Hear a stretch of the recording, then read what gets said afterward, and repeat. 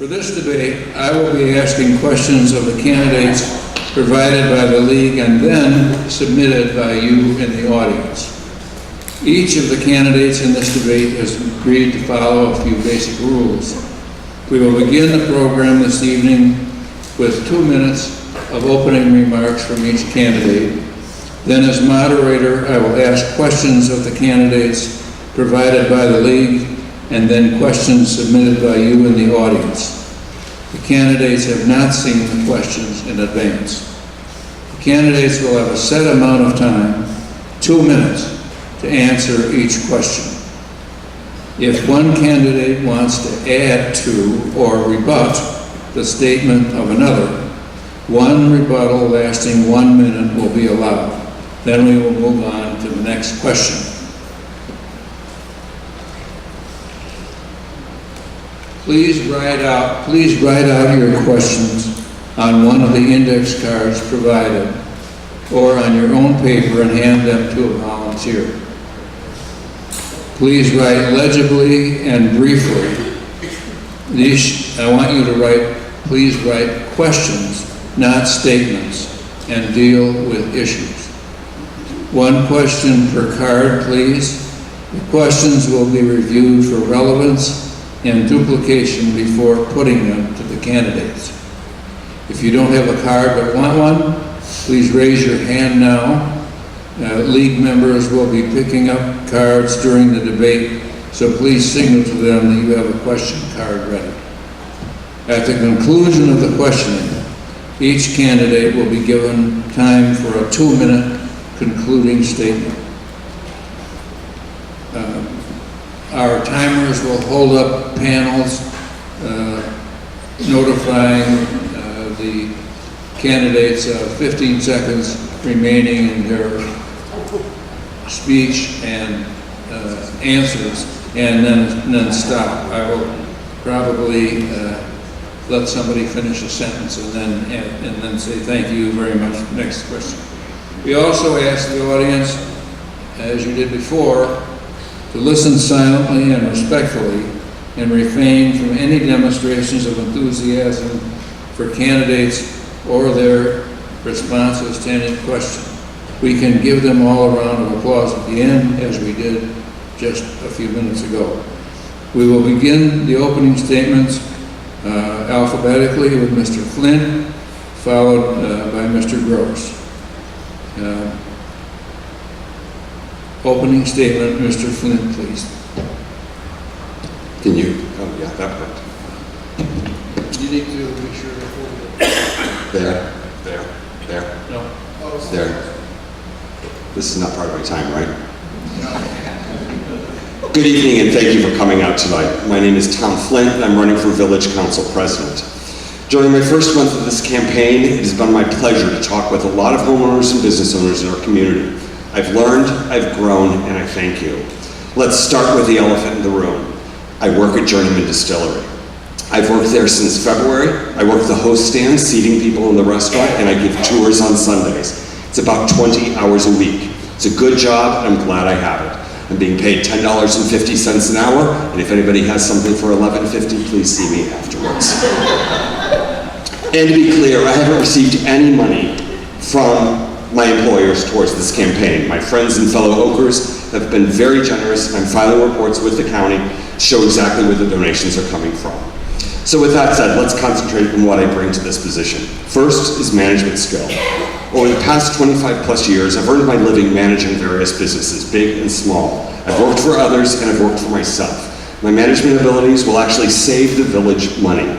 We will have a plan that encompasses a full spectrum of responsibilities so that we don't overlook little things. A good manager creates an atmosphere that allows everyone to bring their skills and talents to the fore and make sure that the village is taking advantage of their best. As president of the Village Council, I will work with the manager and the council to make sure that we are comprehensive in planning and executing for our taxpayers, both residents and businesses. I also bring leadership. Contrary to many beliefs, the leader is often not at the front of the pack, but at the back. A good leader is supporting the staff and the council. As president, I'll be asking the council to initiate and take part in many different tasks. The responsibility doesn't rest on the village manager. Michael will need the support of everyone on the council to complete the task we will set for him.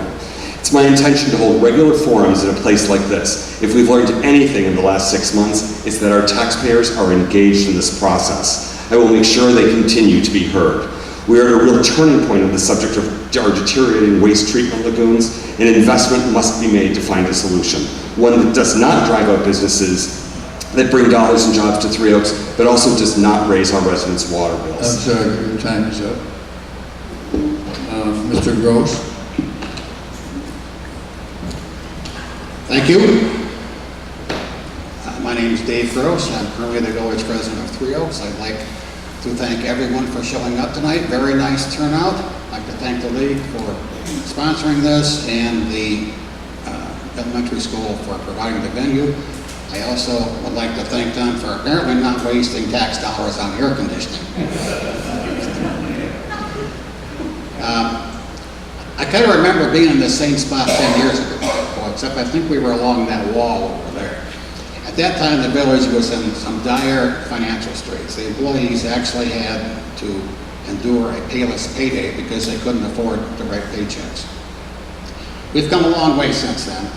State treasurer, their audits that are on our webpage, by the way, will confirm that we are in excellent financial shape. Three Oaks has become a destination, not only for tourists, but for businesses and homeowners, both full-time and second homes. Everybody worked very hard to bring this back, not just the village council. I'm so proud of the businesses and residents of this town. They could have easily packed it in and fled the sinking ship back in 2008 and 9, but they didn't. They worked together and they brought this town back. You should be very, very proud of yourselves. The decisions we make in the next few months and the next few years are going to be pivotal in continuing this success.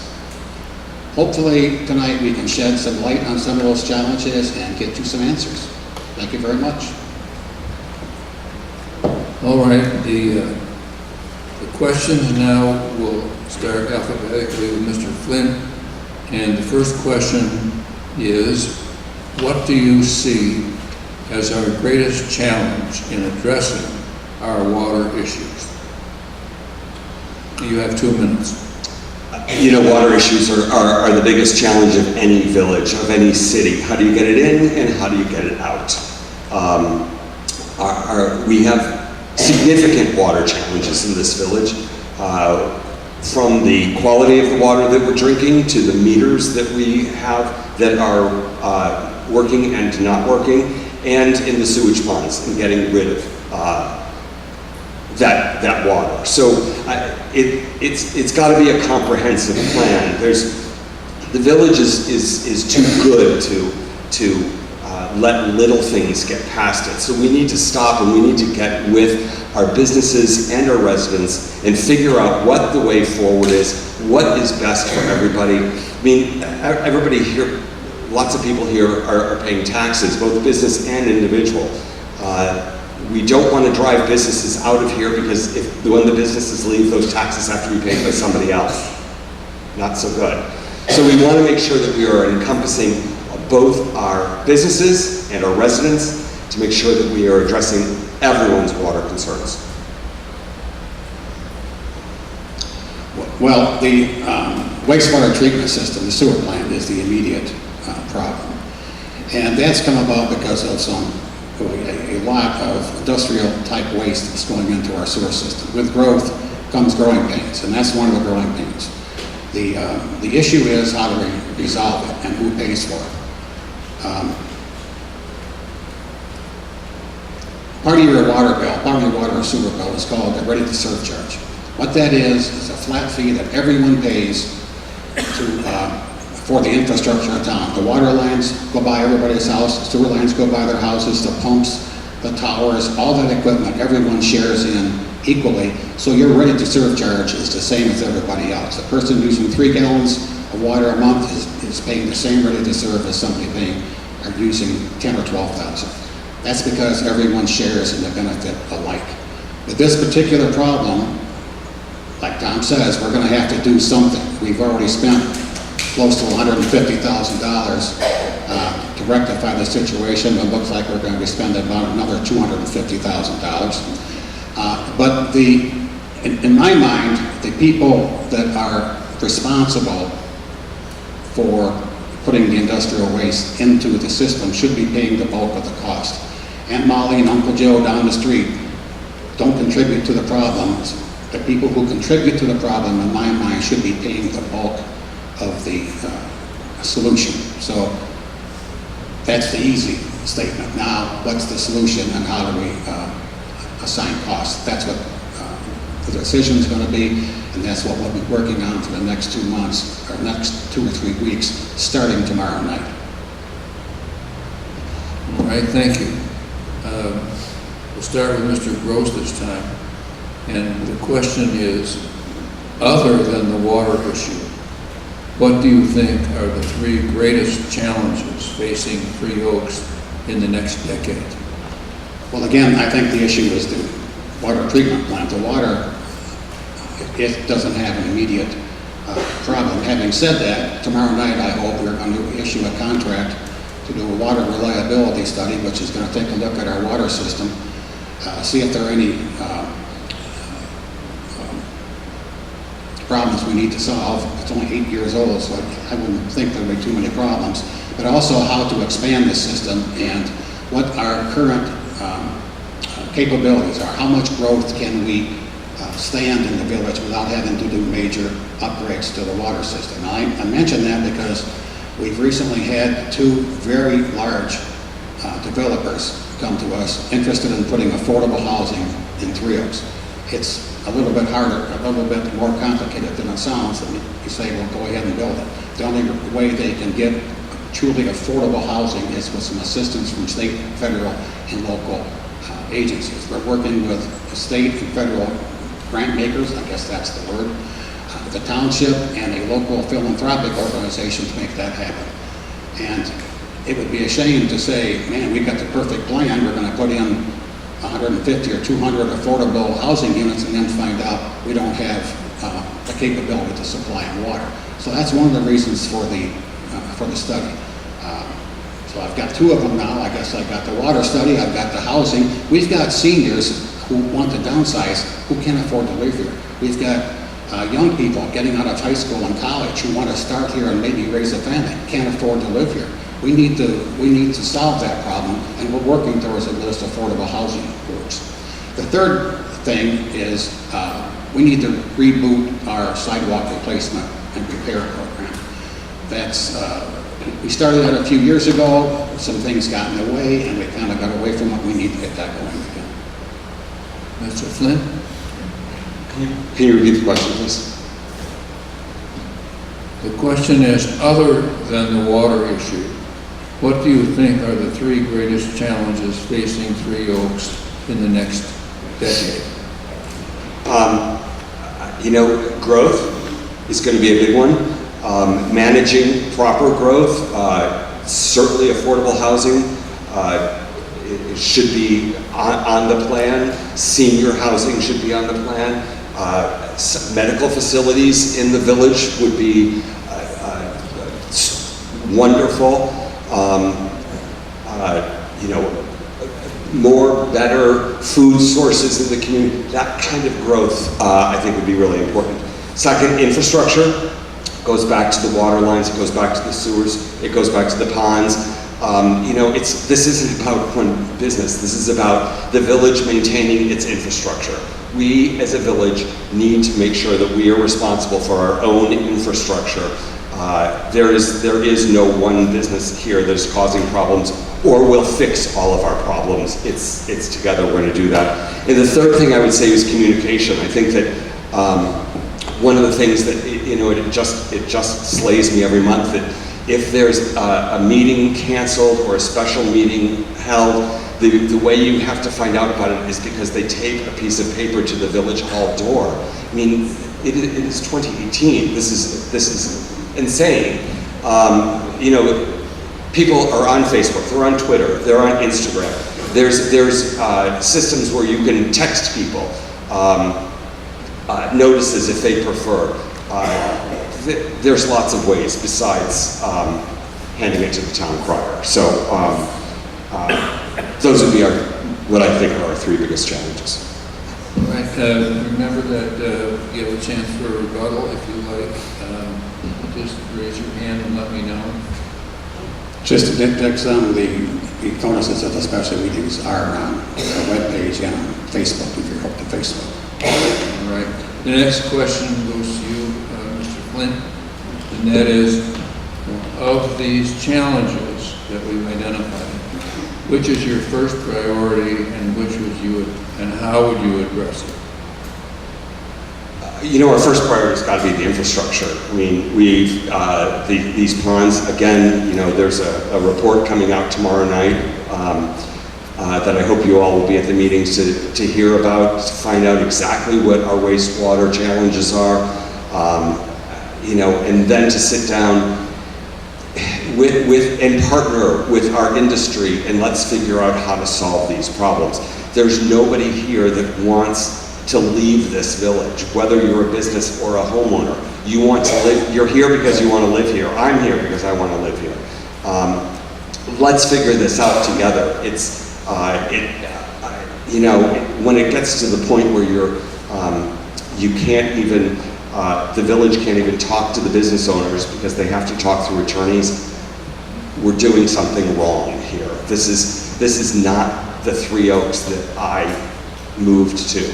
This is, the Three Oaks that I love is the one where the village manager walks 100 yards over to our biggest employer, our biggest taxpayer, and our biggest source of revenue, and says, let's figure this out. Where the village manager walks 100 yards in the other direction and says, what's your business doing? How can we help you? How are we doing? What can we do better?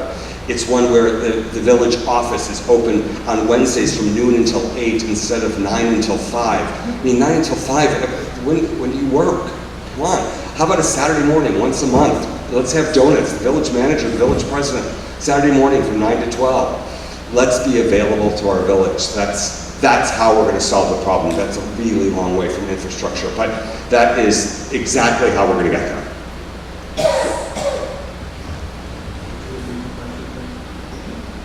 Yes. Of these challenges, which is your first priority, and how would you address it? Well, the first priority, obviously, is the sewer ponds. We've been working on this now for the better part of, we've been working on it for 3.5 or 4 years, but really hard at it for like 6 or 7 months. And we're just coming to the culmination of a solution. We're going to have several meetings this month. We're going to start with tomorrow night, nail down some costs, nail down the details of some of these programs. And then the big decision is how we're going to fund it.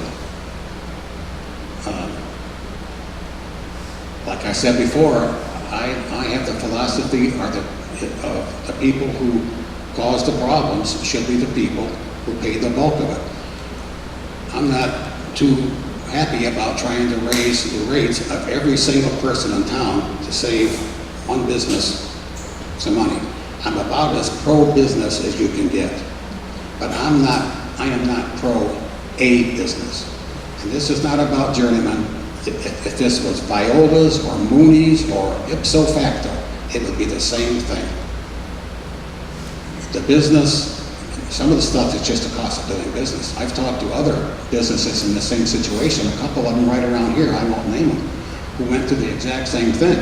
Their sewer utility came to them and said, you're putting junk in our system we can't handle. We can't process it and it's hurting the system. You're going to have to do X, Y, and Z, or we're not going to take your sewer. We're going to block it up. And I talked to the owners of those two places, and they said, you know what, it's just the cost of doing business. You just got to do it. And I think that's the thing here. I don't mean journeyman should foot the whole bill. I don't mind putting some of the upgrades onto the taxpayers, because frankly, a couple of these upgrades we're going to have to do anyway. So I don't mind a little bit going to the taxpayers, but I think the bulk of it's got to be journeyman. And we've got methods, we've got ways we're going to be able to do this, and we're going to make those recommendations, but I can't explain them all in 2 minutes. Okay, well, thank you very much. Yes.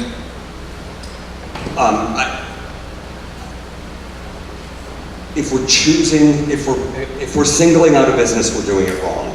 This village is not one business. This village is a lot of businesses. And we do have a big business here. We always have. I do the tours on Sundays at Featherbone Factory. Guess what? We used to have a big business here too. Those businesses, other businesses feed off of. And the big business feeds off of the little businesses. We can't make a decision based on one business. Did the journeymen put a lot of sludge into those ponds? Absolutely. Did we let them? Absolutely. When they came back to ask to make it bigger, did we say yes? Yeah, we did. When we asked them to pull out the solids, did they do it? Yeah, $150,000 they spent to do it. So it's been a partnership. It's got to remain a partnership. Stop. And this is just where we differ. It's not one person. It is a village. We're going to solve this as a village. Okay, thank you.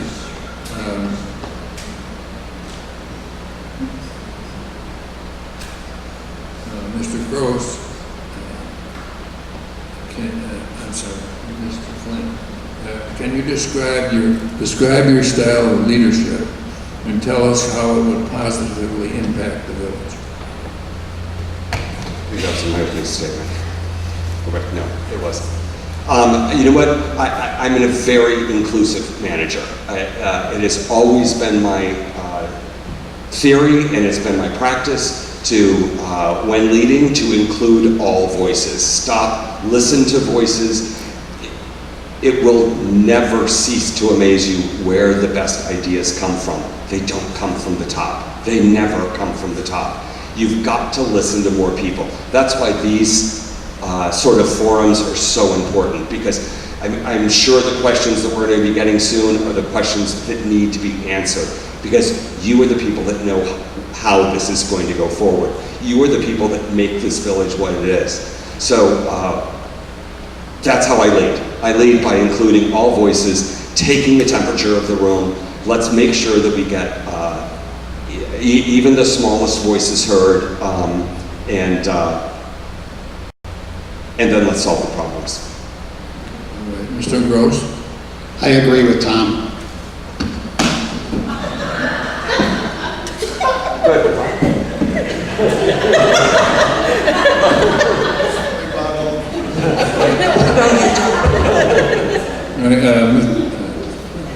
Mr. Flint,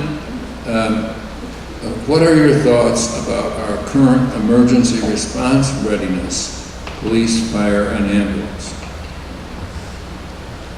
Oh, that's a good one. Which is why you asked it. You know, one of the things that I think our police officers do a great job.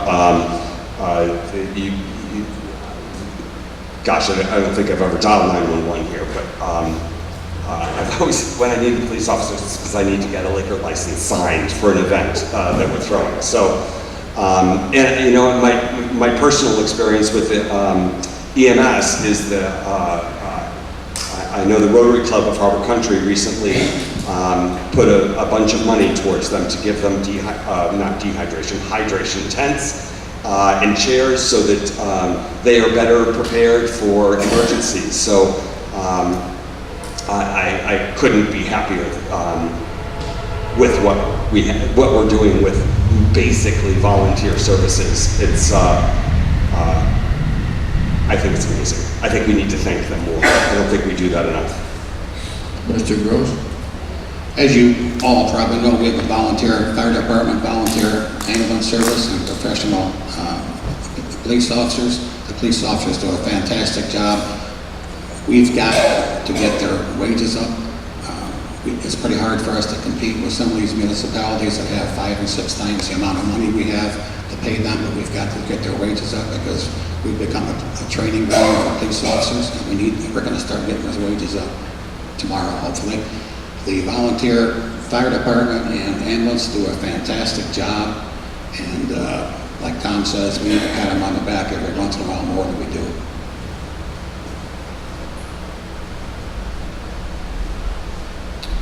All right, the next question, Mr. Gross.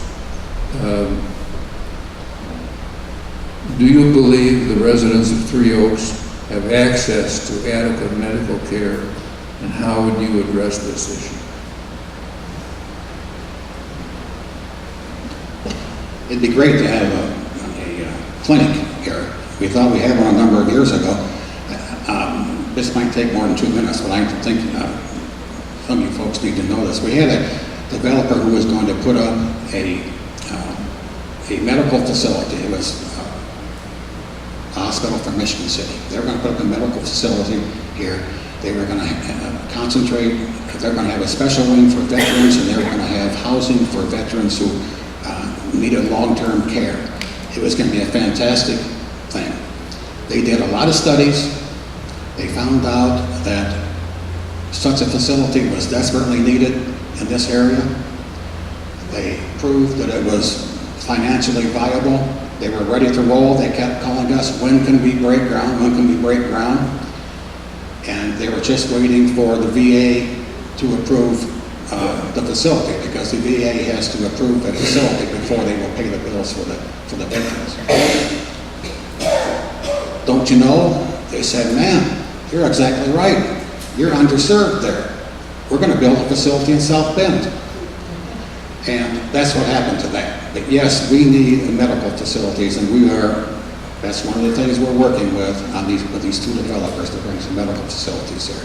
And wouldn't it be nice to have a pharmacy? Mr. Flint? We have. Yeah, I mean, medical care. My doctor is in New Carlisle, Indiana, and I was lucky to find them. And I think I've turned most of the audience onto them. Frankly, they all go there. But it's very important. But if I'm not mistaken, medical facility is industrial waste, so that's going to create another problem. We have to be ready for that. Are we ready to be ready for that? Are we ready to sign up to take this village to a place where we can not only take some senior living, but we can take a medical facility and handle it? I mean, we have the dental office. I think that can also be construed as industrial waste because of the heavy metals they use. So, we're on the brink. Franciscan is dying to come here. I don't know if any of you know Rita. Deacon Eva lives over on Cedar and Pawpaw. She works for them, and she's a big proponent of bringing them here. We need it. It would be sort of the crown jewel for us, wouldn't it, to be the medical care facility in Harbor Country. All right, Mr. Flint, is continued economic growth a priority for Three Oaks' future? And what is your vision for Three Oaks for the next decade?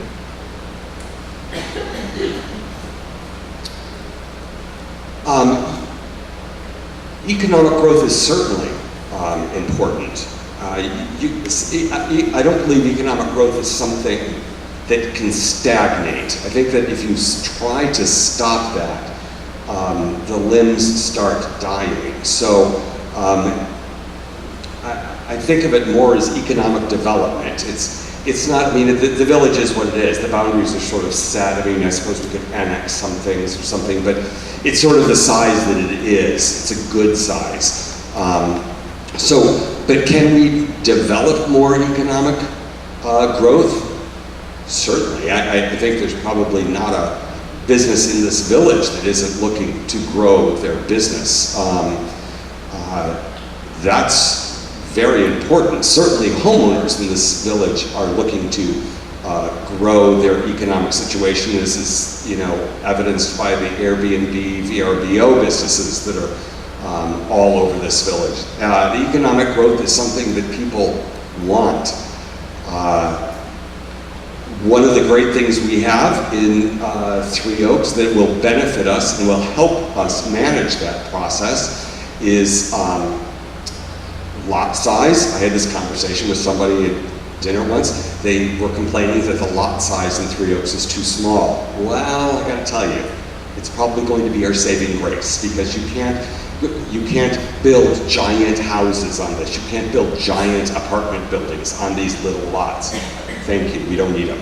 We also have a very, very active planning commission that has put in place the ordinances that don't allow 6-story apartments and things like that in our village.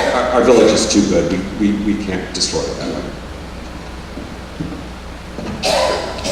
You've got to grow. There's an old saying that if you're not moving ahead, you're falling behind.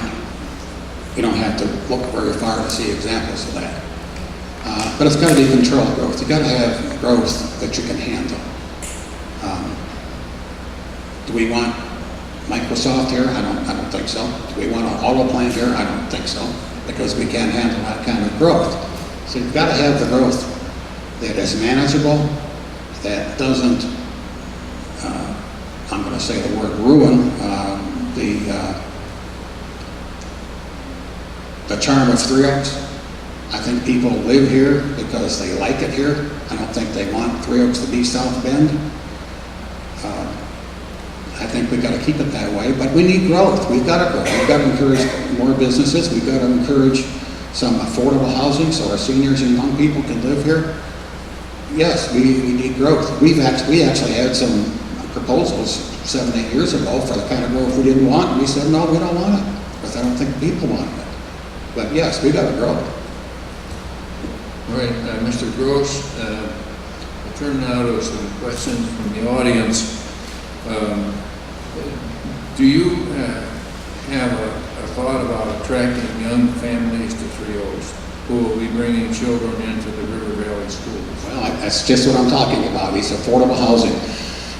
You know, you get somebody out of high school or even college and they start a job and they're making $40,000 a year, they can't afford to buy a house in Three Oaks. They can barely afford to rent. The rents in Three Oaks, I don't know every rental in Three Oaks, but to rent a house in Three Oaks, you're looking at about $1,200 bucks. That's more than a house payment. That's why we're working as hard as we can, talking almost every week to these developers and the grant agencies, the philanthropic agencies, working with the township, trying to get some affordable, I'm going to say quality, affordable housing in Three Oaks, not slums, quality, affordable housing. You know, I think we've got pictures of the housing that these folks have developed in Illinois and Michigan. I think we do. If you want to stop by the Village Hall in the next few days, I'll make sure we got them there. They're nice houses. We need housing for both young people and seniors. It helps the businesses, it helps the schools, it helps everything. You know, it was within the last month we had a forum here at the elementary school where we were brainstorming. It was a public event. We were brainstorming on what the schools need. You want to bring families here, you got to have school, because you know people aren't going to move here in order to put their kid on a bus for an hour. So you need to do the schools, and it was some really brilliant brainstorming by a lot of the parents. It was as a candidate, it was very heartwarming. And certainly affordable housing. When Mike Green, our village manager, interviewed, he talked about one of the things he was very interested in is this tiny home living, building houses that are sort of 900 to 1,200 square feet, and building a community around that, which is could be fantastic. I kind of think, and it's mostly just because I've been out knocking on a lot of doors, but you know, I can't help but walk through the trailer park over here and think, boy, what a little love to this place couldn't do. I mean, those are village streets. What about some street lights? What about some sidewalks? What about a park over there? Let's improve what we have. I mean, it's a great idea to build out. We need that too, but let's not miss out on maybe the low-hanging fruit over here that we've. And I know there's been a lot of, well, it's not really ours. It's sort of, well, the streets are ours. The streets are ours, and you know, in this village, It's, as we've said over and over again, and we said it before, this is not an us or them. They are us. That is us. We're only as good as they are. So let's bring everybody up. Did you want to rebut that? Actually, the streets in the trailer park are not village streets. That whole development is privately owned. They maintain their streets, they maintain the drainage, they maintain everything themselves. There's a new owner there who came in 3-4 years ago and was determined to, I'm going to say, rehabilitate a place, get rid of some of the older trailers, put in new ones. He hasn't done it as quickly as we had hoped, but we keep after him. All right, and this next question is for both of you, and that is, what do you think about the parking situation in town, and do you have a solution? Mr. Flynn? Yeah, you know what? Having a parking problem in town is not a bad problem. I remember not too long ago when you could have used Elm Street as a bowling alley. So, having said that, we do need to do it. We spent about $80,000 putting a new parking lot in behind the library. Not a lot of people know what's there. We need to get some better signage up to get people over there. There's a big parking lot over on Dewey Cannon Drive, or Dewey Cannon Park, which again, a lot of people don't know is there. We need to start directing people over there. I know there's a move afoot from one of our businesses to put in a parking lot for themselves. I'll maybe let Mr. Flint talk about that. But parking's a good problem to have, but yes, we need to work towards more of it. Yeah, parking is,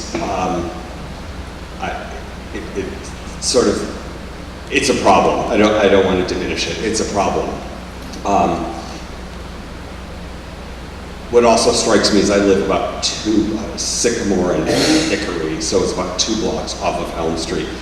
And my neighbors drive to Viola's. It's 2 blocks away. And what I think is missing is, you can't get the parking spot in front of the business anymore. And you used to be able to do that. You used to be able to, I gotta go to Dryer's, pull right up. And that isn't, you may have to park a little bit further away. But we have parking, and that's, the parking for the downtown is the responsibility of the village. The businesses in the downtown area are not responsible for their parking. It is the village's responsibility. So, that being said, we have businesses currently, we have businesses opening that are going to need a lot of parking. It certainly is part of their business plans to make sure that they are getting that addressed. But I think that it's something that as village president, I certainly am going to challenge the council and the planning commission to come forward with a good plan to start creating parking, friendly parking. How about plug-in parking? How about, let's look at the future. How about plug-ins for your electric cars parking? How about more signage so that we can get people to parking? Is there a need for a trolley that gets around this village on the weekends that'll get people from parking lots to the other end of the village? I mean, it's in the wintertime, it can be a hike, from Studio B to ipso facto or to Trilogy, so maybe there's a way to do that. All right, Mr. Gross, as a local resident, I don't want my water and sewer bill to increase. Are you committed to not raising our bills? And that would be for both. Well, I kind of agree with you. Last time we raised water bills was a few years ago when we put the water system in. And we came back from the council meeting and I said to my wife, well, we raised the water bills about $15 a month and she lit up on me. So I understand that. Again, I'm going to go back to what I said. I think the people who cause a problem should be the bulk of the solution. There are some things in our sewer pond system that we need to work on, regardless if we do anything else to the ponds. That would probably, if we spread that across the whole community, that would probably raise everybody's rates a couple bucks. It's heavy maintenance. Those ponds have been out there for 40 years, and some of the mechanics out there are just starting to fall apart. They're just wearing out. We got to replace them. So we got to do that. So some of that stuff we'll have to do, and it's probably going to raise the rates a couple bucks. But I am adamantly opposed to raising everybody's water rates 10, 15, 20, 25, 30 bucks. We're going to find a way to improve the pond system to accommodate one of our businesses. I think that's good business. But we're also going to find a way to finance it so that the average citizen isn't stuck with that water bill for the next 30 or 40 years. Because if when we talk about bonding this stuff out, you can bond it for 20, 30, or 40 years, and there's a lot of moving parts here, so we don't really know what the details are until we go further in the process. But you're talking about not just you, you're talking about your kids, grandkids, maybe your great-grandkids are going to be paying those bills. So we've got to look at that. I'm not too worried. I can't see that sign. I'm not.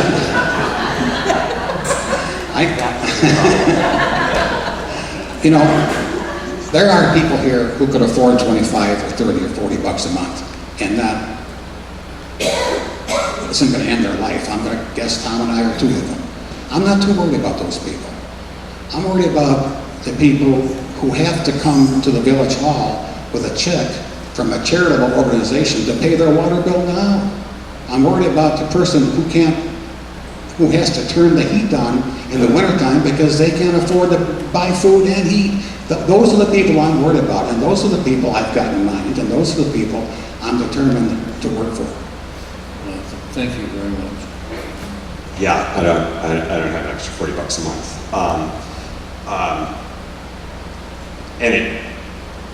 Are you committed to not raising the sewer and water? I am absolutely committed to doing everything within reason to keep our water bills from going up one dime. They're high. Mine's $85 a month. I live by myself. My dogs don't shower. It is high. That being said, we have challenges. The water side of the bill, I don't see why that has to go up. The sewer side of the bill, it appears as one bill, I think, when we get it, but something's going to have to be done. Not for one business, for all of our businesses, for all of our community. This is one of the good things about having a successful business in town. We have a partner. If we quit pissing them off, I think they'll partner with us and help us to solve these problems. It does not help when in the middle of the village council meeting, someone stands up and says, shut them down. That doesn't happen in America, and that's not helpful. That's not the way you solve problems. Again, 100 yards from the village manager's office to our largest employer, our largest taxpayer, our largest property owner. It's right there. Stop. Let's regroup. Let's realize that we've got partners in town that really want this, whether they're current businesses or businesses that want to come in, and let's partner with them, put our arms around them, and get the problem solved. And I'm watching this. Okay, I'm going to defend our village manager now because a couple times he's been hit on. Every time our village manager makes a phone call over there or writes a letter over there, the only person he hears from is that company's attorney. And by the way, we are going to work with your member. We've got to get some more details. It's probably going to be the end of the week before we have enough details to go talk to them. We can't go talk to them and say, well, maybe we're going to do this, maybe we're going to do that. We've got to get some details because they, along with us, have got some decisions to make because it's going to cost them, any way we go, it's going to cost them a considerable amount of money. They're going to have to pre-treat their waste no matter which way we go here. So it's going to cost them money. And we're going to try to work with them so that they can absorb it so it doesn't break them and it doesn't break the taxpayers. But like I said, we haven't got the details yet, so it's probably going to be the end of next week before we get a chance to go over there and crunch some numbers with them and give them a chance to let us know which way they'd like to go. Because there's 3 or 4 different ways to go, and we could spend an hour here going over it, but there's 3 or 4 different ways to fund this thing and to determine who's paying for it. But until we get the exact numbers, there's no sense in talking to them. All right, now I have a question here for Dave. And the person wants to know, why did the village overlook the fact that Farmers Market in Three Oaks was successfully doing business and having a manager and was its own entity? Why was there an initiative to dissolve the existing market? The Downtown Development Authority decided that maybe it would be a good idea if the farmers market could contribute something to the village, not millions of dollars, but maybe we could make a few bucks and we could help the downtown. So in an attempt to do that, we sent out requests for proposals from various people to operate the farmers market. And we laid out there some parameters. You got to have insurance, you got to be open on these hours, so forth and so on. But we didn't tell them where they had to be. We didn't tell them what they had to have in the farmers market. And we asked for a proposal. And we sent a proposal to the people who had operated it last year. They replied they didn't want to, they're not going to fill out this proposal. They're not going to put in a proposal. So they didn't want to put it in, so we gave it to the only person we got a proposal from. All right, Tom, why do you feel it is okay for the village residents to have to pay to upgrade the sewer system on account of journeyman? If the answer is no, ask them then to please explain how they plan on paying to upgrade the sewer system without raising water and sewer rates and extending the current bond that is set to expire soon. Lord, that's a good question. That's all on one side. Is there a back side? Can I see the handwriting on that, please? I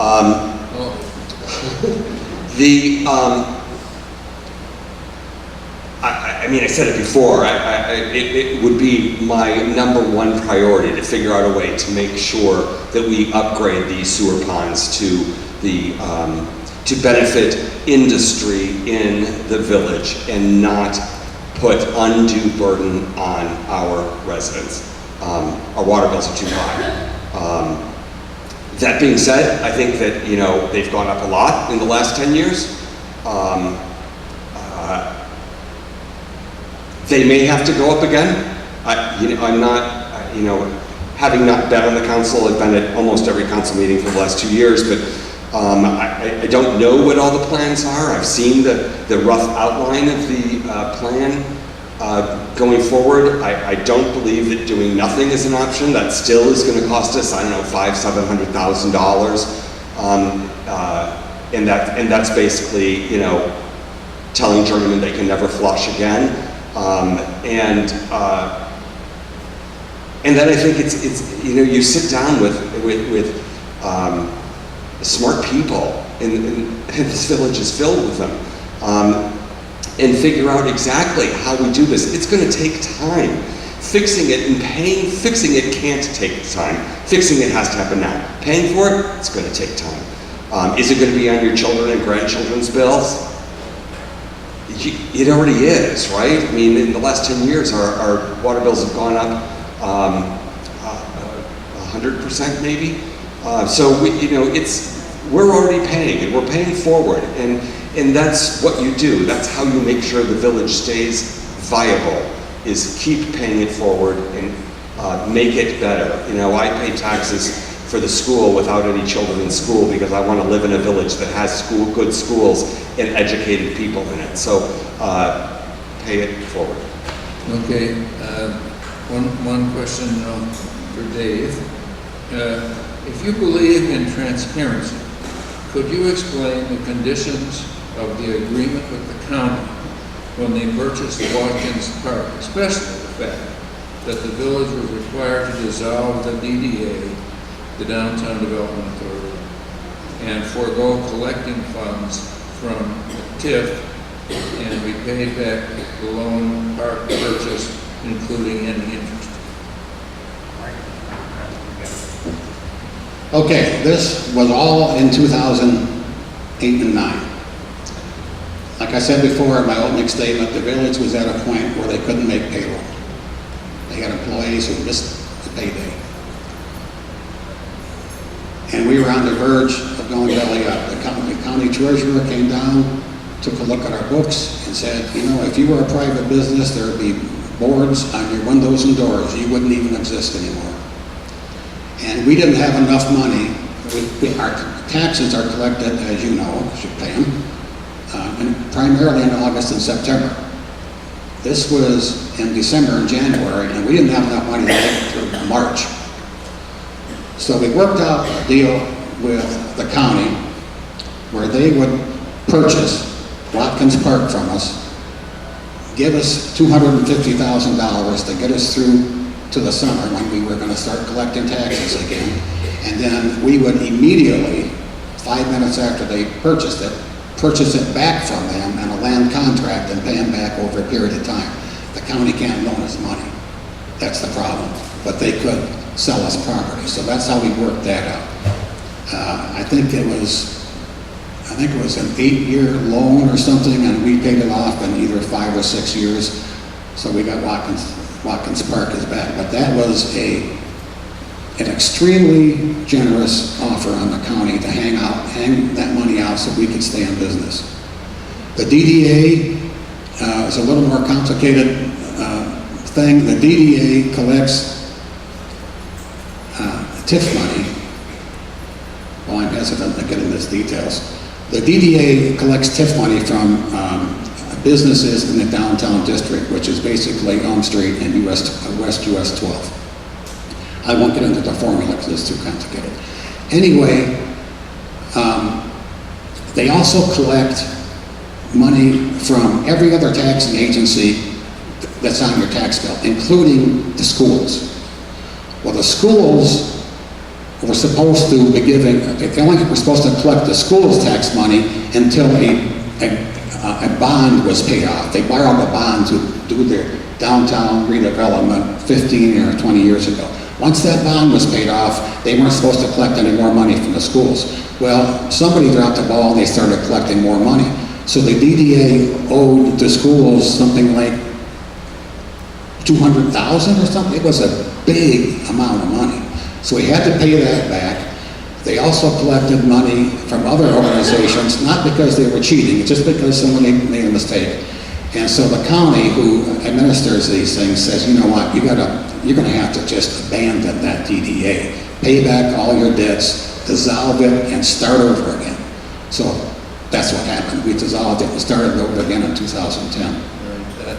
And Mr. Flint, you can have a little extra time to answer this next question if you want.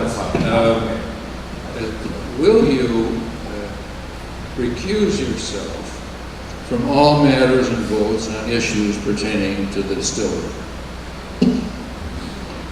I have said it before and I've said it again. If we, as a village council, are in some way trying to involve ourselves in the business of the distillery, we are doing this wrong. This is not about our distillery. This is about the village.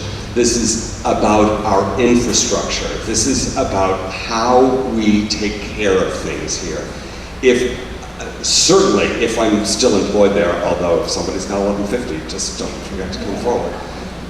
If I'm still employed there, certainly, I mean, I would really vociferously try to stop any vote where the village was trying to make a vote against one of our businesses. I can't even fathom the idea. The village is itself. I mean, that would be like taking the voting on, let's vote on my neighbor. Okay? Does everyone think about Daryl Kettering? You know, we're not going to have that vote. We're not going to vote on our businesses. We're going to vote and we're going to make decisions on our infrastructure, on our village, how we live, how we want to live. It's not one business. It's not one business. It's all of our businesses. It's our business community. It's vibrant. It's strong. It's the best it's ever been. I will recuse myself from anything that I am personally involved with. But boy, it's not the way we should be going, people. It's not. This isn't about Journeyman Distillery any more than it's about the laundromat or the car wash or the dental office or a proposed medical facility. This is about us. Three Oaks is not, it's property, it's lots, it's boundaries, but you know what? It's the people that are sitting in this room, and it's the people that aren't sitting in this room, and all of them need to be represented, and we will, when I'm your president, I'm going to make sure that that's exactly what we're doing. Well, thank you very much. That concludes the time we have allowed for questions. We will now have the candidates give 2 minutes of closing remarks, beginning with Mr. Gross.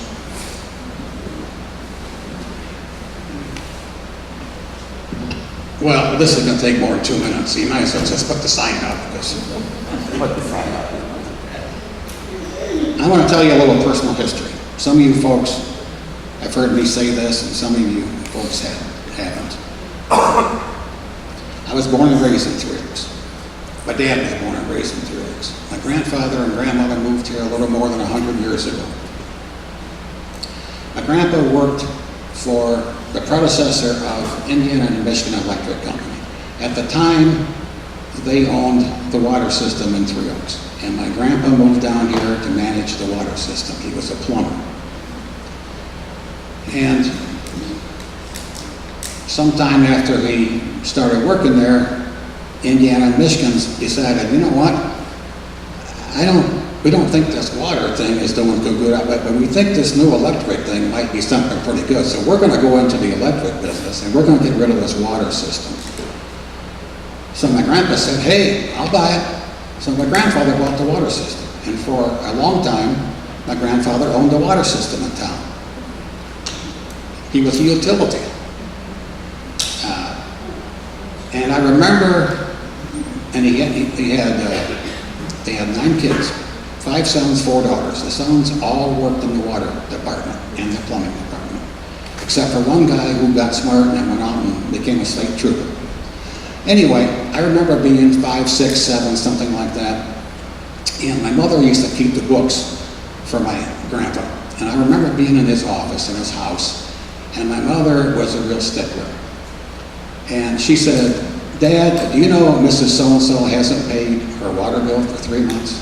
We got to shut her water off. Now, the water bills were $2 and $3. And my grandpa said, well, he's sitting in his recliner, he's smoking a cigar, and he's either listening to the White Sox or the Cubs, one of the two.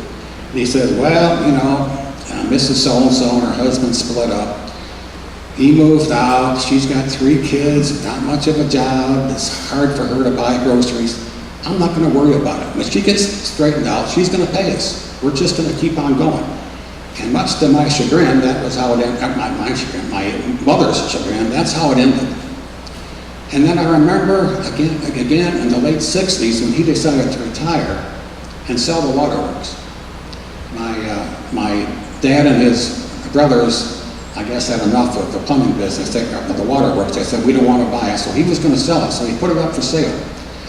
And I again was in a room with them. I was home from college, I think. And there were 3 or 4 of his sons in there, sons and daughters in there, and they said, I'm going to go anyway. And he said, I decided to sell the waterworks to Three Oaks for X number of dollars. And they said, wait a minute, you got an offer over here for twice as much as that from so-and-so.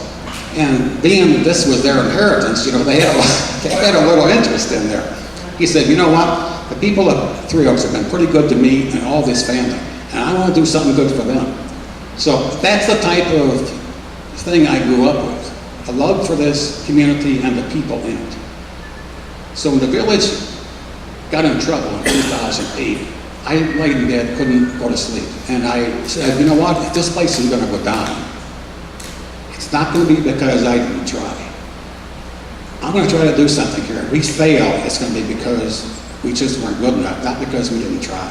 That's the reason I ran for office. And thank goodness we came out of it. And being your village president for the last 10 years has been the honor of a lifetime. And we're at a pivotal time, like Tom says right now. We're going to make decisions in the next month or 2 or 3 or 6 that are going to affect not just you, your kids, your grandkids, and your great-grandkids. Well, let's, you can finish I will finish that. 15 seconds. after the meeting. Why don't you- Okay. So it's this caring for the village and for the people in the village, and particularly the people who don't have a voice or who can't speak up, that I'm running for one more term for. Thank you.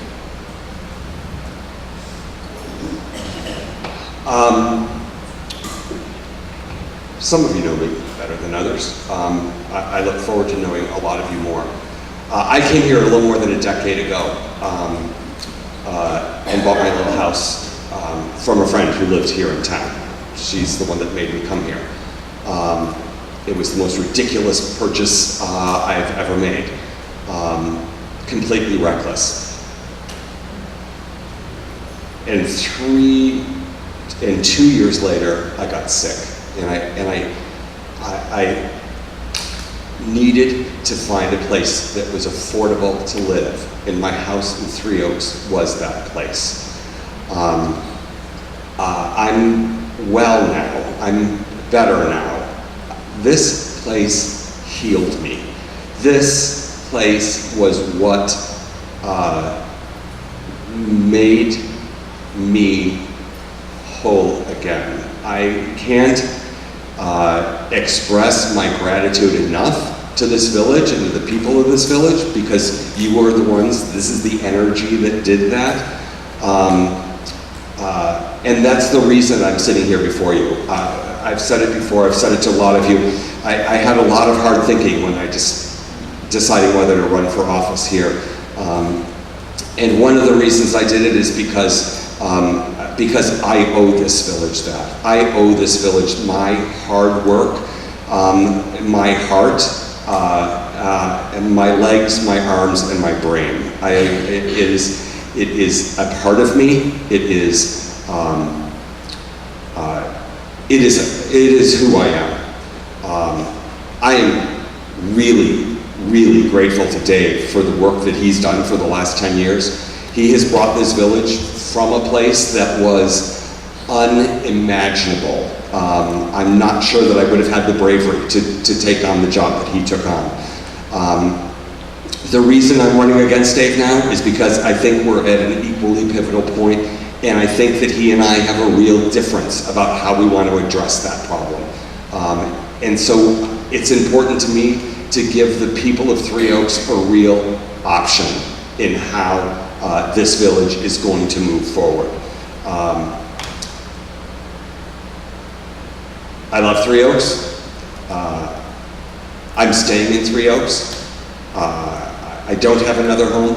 My father's in a retirement home. It's not like I've got an ancestral home to go to. This is it. This is me.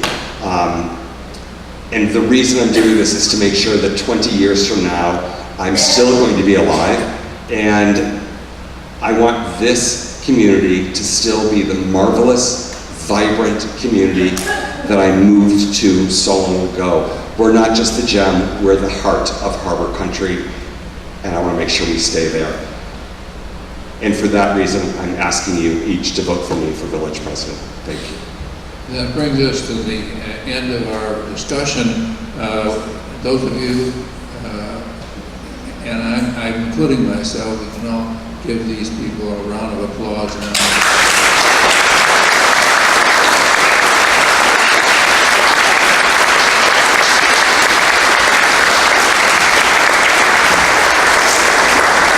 And thank you both for sharing with us, and thank you to the audience for sharing your questions. Thank you, folks. Thanks, everybody.